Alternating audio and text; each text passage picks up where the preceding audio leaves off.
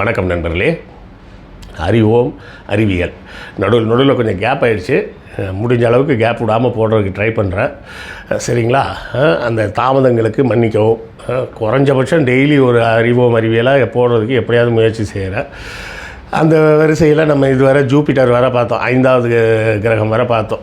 Mercury, Venus, Mars, Mercury, Venus, Earth, Mars, Jupiter வரை பார்த்தோம்.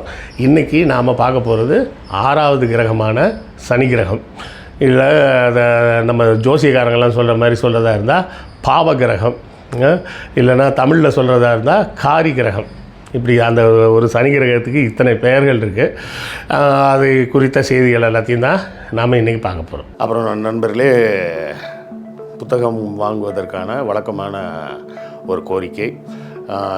நம்ம இந்த வினோத வாய்ஸ் சேனல் மானிட்டைஸ் ஆகிடுச்சு, எல்லாம் உங்கள் அன்பின் ஆதரவும் காரணமாக. அதனால் இப்போ இதில் விளம்பரங்கள் வருது.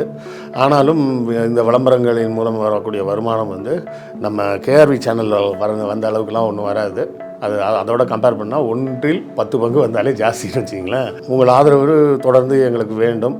புத்தகங்கள் வாங்கினீங்கன்னா அதை கொண்டு இந்த சேனலை நடத்துவதற்கு இன்னும் கொஞ்சம் சிறப்பாக நடத்தலாம்.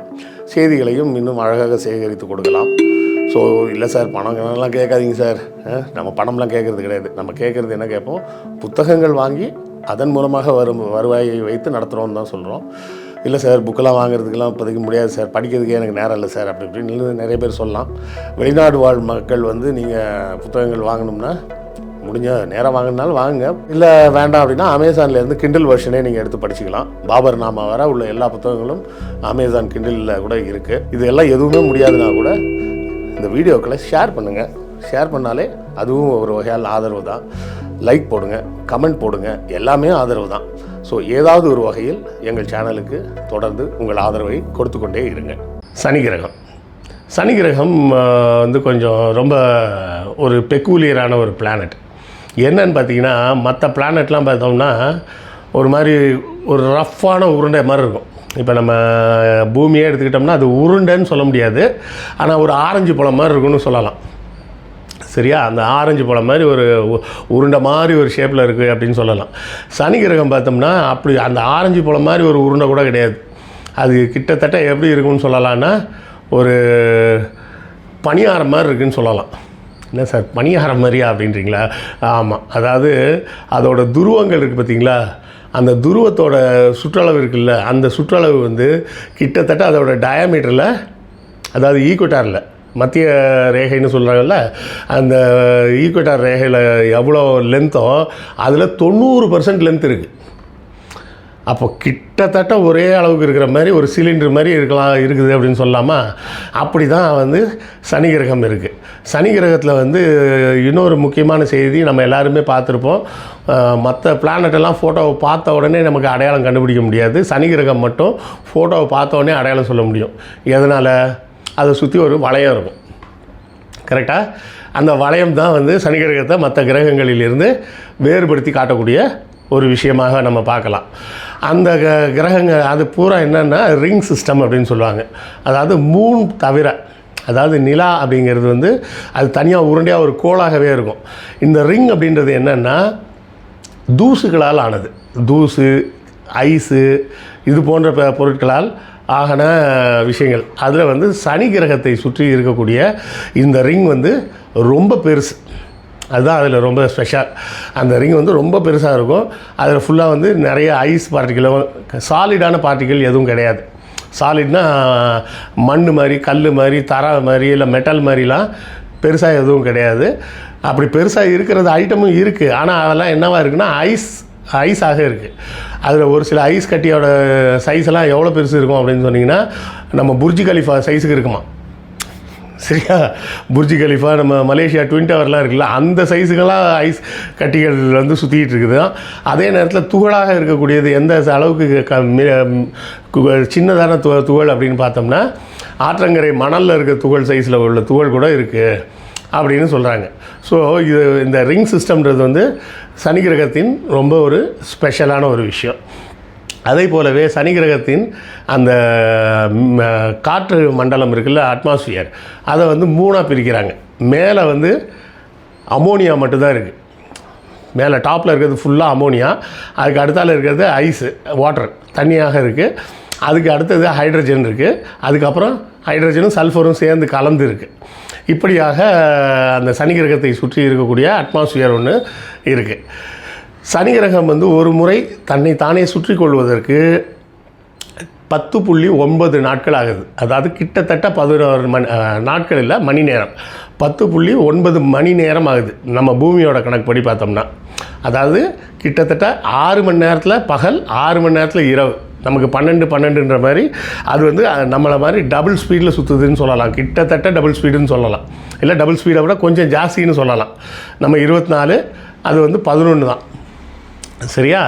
ஆனால் சூரியனை மொத்தமாக சுற்றி வர்றதுக்கு 29.4 ஆண்டுகள் ஆகுது.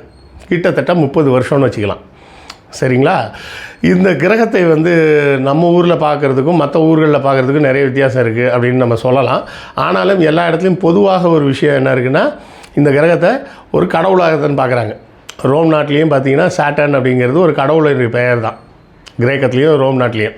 இன்னும் சொல்ல போனால் ரோம் நாட்டில் சாட்டர்னேலியா அப்படின்னு சொல்லி ஒரு பண்டிகையே இருந்துச்சு. அந்த பண்டிகை தான் இப்போ கிறிஸ்மஸாக மாறிடுச்சின்னு வச்சிங்களேன். இந்த சாட்டனுக்காக கொண்டாடப்படக்கூடிய அந்த பண்டிகை தான் சாட்டர்னேலியா அப்படின்ற பேரில் இருந்தது. அதை தான் வந்து பின்னாடி அதை வந்து டிசம்பர் 15 தொடங்கி டிசம்பர் 25 வரை 10 நாட்கள் கொண்டாடுவாங்க. அது பின்னாடி அவங்கெல்லாம் கிறிஸ்டியன்ஸாக மாறினோடனே டிசம்பர் 25 ஒரே ஒரு நாள் மட்டும் அதை வச்சுக்கிட்டு அன்றைக்கி மட்டும் அதை கொண்டாடுறாங்கன்னு வைங்களேன். அதே போலவே தான் நம்ம இங்கேயும் பார்த்தோம்னா இந்தியாலேயும் சனி கிரகம் வந்து ஒரு கோளாக பார்க்கப்படுகிறதுன்றது ஒன்று. இன்னொன்று அது வந்து ஜாதகத்தில் ஒரு கடவுளாகத்தான் பார்க்கப்படுகிறது. சனி பகவான் காக்கா மேலே உட்காந்து போவார் அப்படின்லாம் பார்க்கப்படுகிறது. ஆனால் அதில் ஒரு சின்ன வேடிக்கை இருக்குது. காக்கா போய் எலியை பிடிச்சி கொத்தி தின்னுட்டுருக்கோம். அப்போ பிள்ளையாரோட வாகனத்தை வந்து காக்கா தின்னுட்டுருக்கு அப்படின்னு சொல்லாமல், இல்லை காக்கா வந்து பிள்ளையார் வாகனத்தை காலி பண்ணிடுச்சுன்னு சொல்லாமல். ஸோ இதெல்லாம் வந்து அந்த காலத்து முட்டாள்தனங்களில் ஒன்று. அவர்களுக்கு வந்து இது என்ன ஏதுன்னு தெரியல. இன்னொரு விஷயம் அவங்களுக்கு என்ன தேவைப்பட்டுச்சுன்னா, கேலண்டர்னு ஒன்று தேவைப்படுது. அதாவது திடீர்னு மழை வருது, திடீர்னு வெயில் அடிக்குது, திடீர்னு குளிருது, திடீர்னு காற்றடிக்குது. இது மாற்றி மாற்றி மாற்றி மாற்றி வந்துக்கிட்டே இருக்குது. அப்போ விவசாய சமூகமாக மனிதன் மாறும்போது இந்த கால சூழல் மாறுறதன் மூலமாக அந்த விவசாயம் பாதிக்கப்படுது, சரியா? வளரும்னு நினச்சி நட்டு வச்சுட்டு உட்காந்துருப்பான், பார்த்தா ஃபுல்லாக வெயில் அடிச்சுக்கிட்டே இருக்கும். அப்போ என்னடா பண்ணுறதுன்னு ஒன்றும் தெரியல, அந்த விவசாயம் போச்சு அப்படின்னு. அப்போ இதை வந்து அடுத்தால எப்போ மழை வரும், அப்போ அந்த மழை வர நேரத்தில் நம்ம வந்து எப்படி பயிர் பண்ணி விவசாயம் பண்ணலாம் அப்படின்ற மாதிரி விஷயங்களெல்லாம் கண்டுபிடிக்கிறதுக்காக தான் மனுஷனுக்கு கேலண்டர்னு ஒன்று தேவைப்படுது.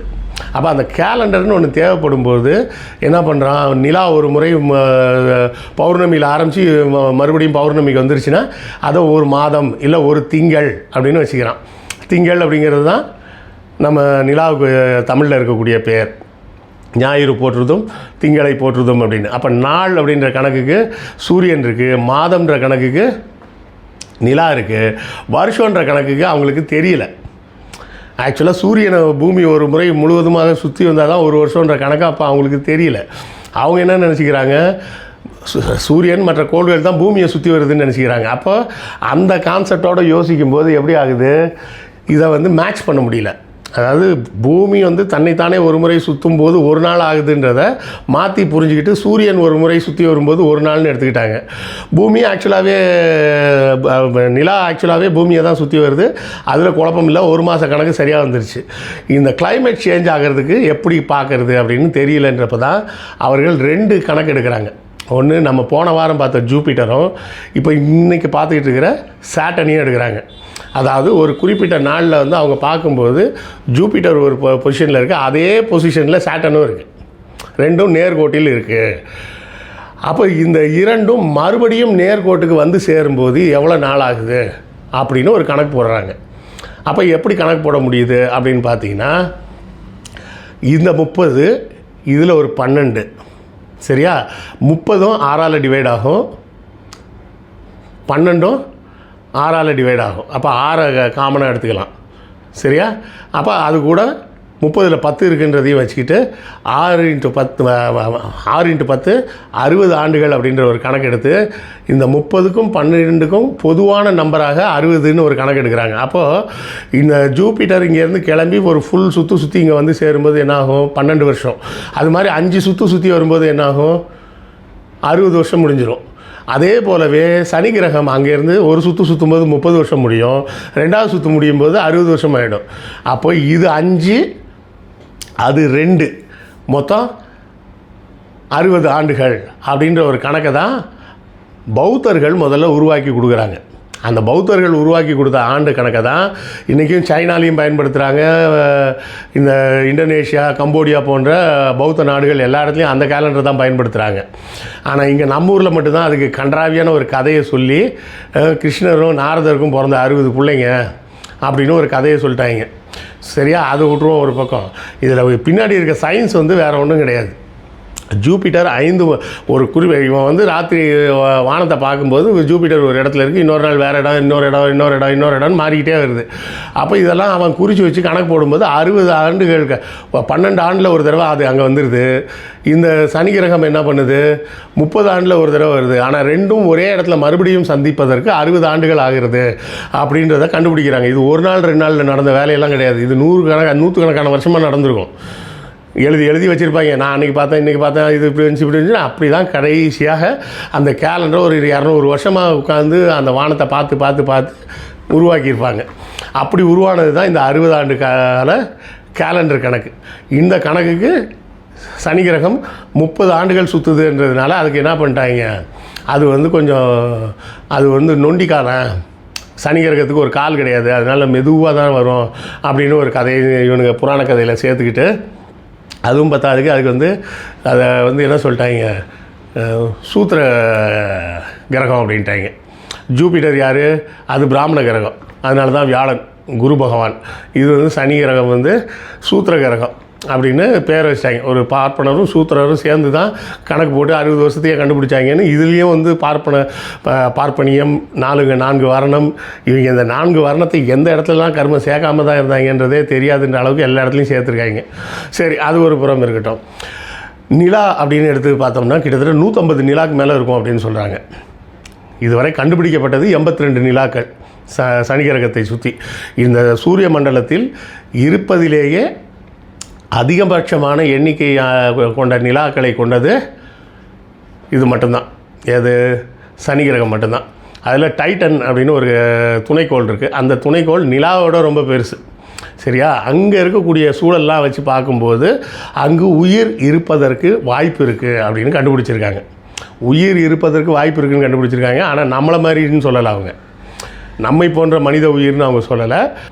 வேறு ஏதோ ஒரு வகையான உயிரினங்கள் இருப்பதற்கு வாய்ப்பு இருக்குதுன்னு சொல்லியிருக்கிறாங்க. இந்த செய்திகள்லாம் உங்களுக்கு பிடிச்சிருந்தா கமெண்ட்டில் சொல்லுங்கள். இதில் இன்னும் ஏதாவது செய்திகள் விடுபட்டு போயிருந்தால் அதையும் கமெண்ட்டில் சொல்லுங்கள். இந்த தொடர் உங்களுக்கு பிடிச்சிருக்கா? இந்த தொடரை தொடர்ந்து கொண்டு போகலாமா? இதில் கிரகங்கள் மட்டும் இல்லை, இப்போ சேட்டர்னா அடுத்தால யுரேனஸ் நெப்டியூனை முடிச்சுட்டு அப்படியே நம்ம அடுத்தடுத்த வேறு அறிவியல் கான்செப்டுகளுக்கு போகலாம். இன்டர்நெட் எப்படி வந்துச்சு, நம்ம உடல் எப்படி வேலை செய்யுது, இப்படி பல விஷயங்கள் இருக்குது. அப்படியே ஒவ்வொரு விஷயமாக நம்ம பார்த்துக்கிட்டே போகலாம். அடுத்த காணொலியில் சந்திப்போம். நன்றி, வணக்கம்.